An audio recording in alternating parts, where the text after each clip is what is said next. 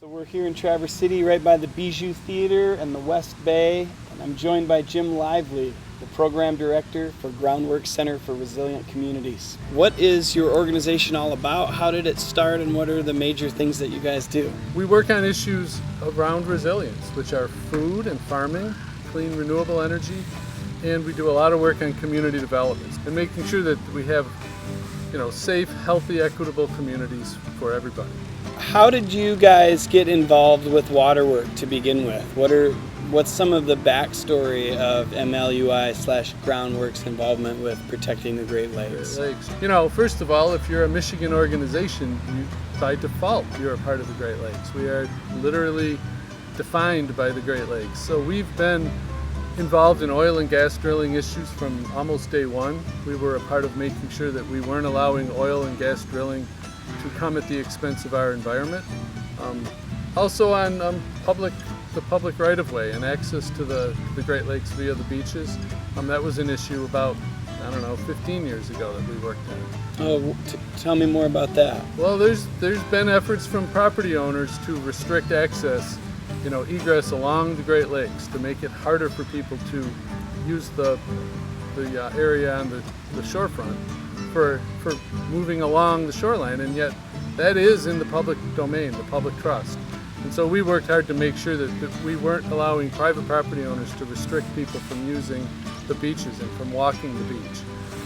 And we've been able to keep those open. How did Oil and Water Don't Mix form, and how did the Great Lakes Business Network form? 5 years ago in the summertime that we all became aware that there was an oil pipeline in the Great Lakes. And at Groundwork, we saw that people weren't aware and that they needed to know more about that, the risk of that. And we kind of had this feeling that if people were aware of the pipeline, that they would be concerned and would rise up and want to take action to make sure that we're really protecting the lakes from an oil spill.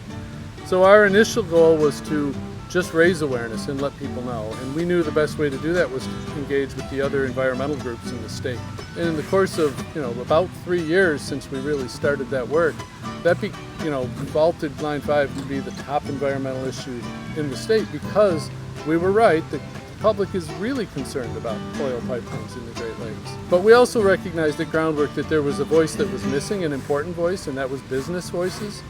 So we got together with our friends at the National Wildlife Federation to create a separate organization, the Great Lakes Business Network.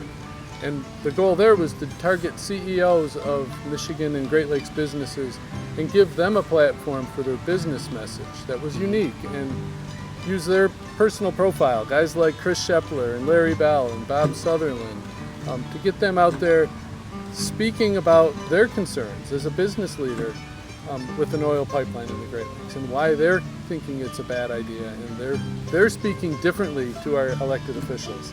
And so it's kind of a powerful 1-2 punch. We have the grassroots citizen groups that you would expect, the environmental groups, and now we also have the business leaders. So they're working somewhat together, but independently on the same issue of Line 5 and protecting the Great Lakes.